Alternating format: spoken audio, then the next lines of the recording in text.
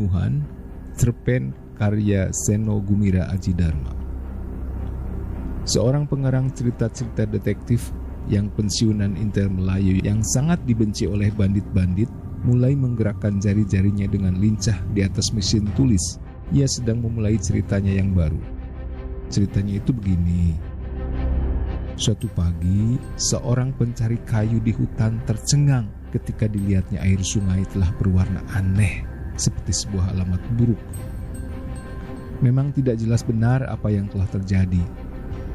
Kemarin petang, ia memang melihat seseorang membawa golok dan menyeberangi sungai yang dalamnya cuma sebatas lutut dengan sangat tergesa. Tentu ia tidak bisa menuduhnya begitu saja. Lagi pula, apa sih yang sudah terjadi? Toh setiap pencari kayu seperti dia sendiri selalu membawa golok meski lebih kecil. Juga air sungai yang aneh warnanya tidak selalu berarti malapetaka, kan?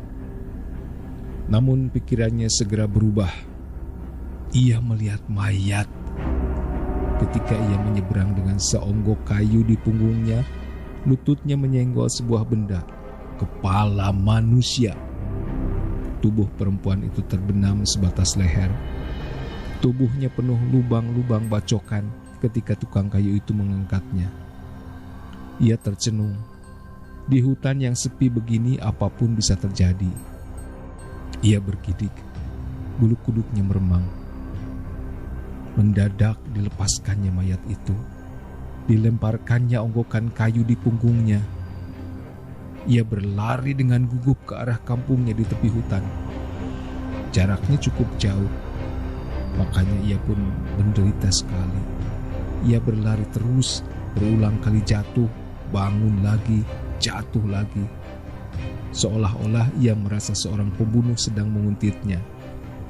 Meski napas tuanya tidak mengizinkan lagi, ia berlari terus menerjang semak-semak dengan penuh ketakutan.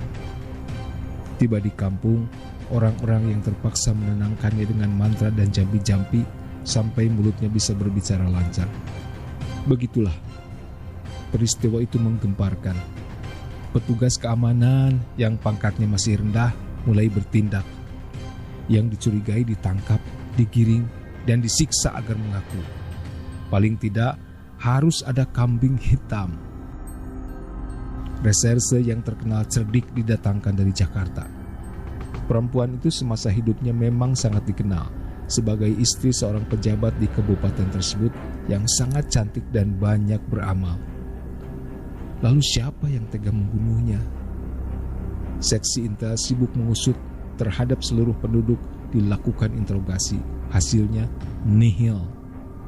Tidak ada yang bisa dikambing hitamkan agar membuat bapak senang. Namun reserse yang cerdik itu punya akal, bukan untuk mencari pembunuh, tetapi untuk menenangkan suasana. Ia mengadakan jumpa pers agar koran-koran di daerah itu memberitakan bahwa seseorang yang dicurigai membunuh untuk sementara telah ditahan dan akan diajukan ke pengadilan nanti bila telah tiba saatnya.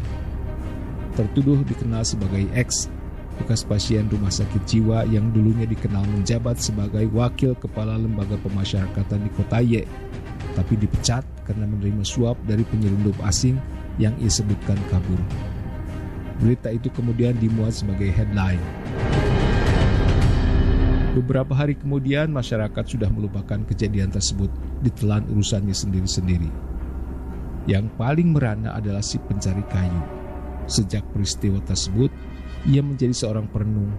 Kerjanya melamun saja di tepi sungai. Sampai suatu saat seseorang menyapanya dari belakang dan bertanya, "Apa kabar?" Ia menoleh dan terperanjat. Seseorang itu adalah si pembawa golok yang dilihatnya dulu. Ya, tentu ia belum bisa menuduhnya. Tetapi bukankah si pembawa golok itu orang satu-satunya yang... Cerita itu terputus di sini. Karena tanpa diketahui si pengarang, seseorang telah menyelinap ke dalam ruang kerjanya dan bertanya, "Apa kabar?" Ia menoleh dan merasa aneh. Dan disadarinya bahwa ia tak akan pernah bisa menjawabnya ketika orang itu perlahan-lahan mengacungkan sebuah pistol yang tampak dingin ke arah jantungnya. Terima kasih sudah mendengarkan.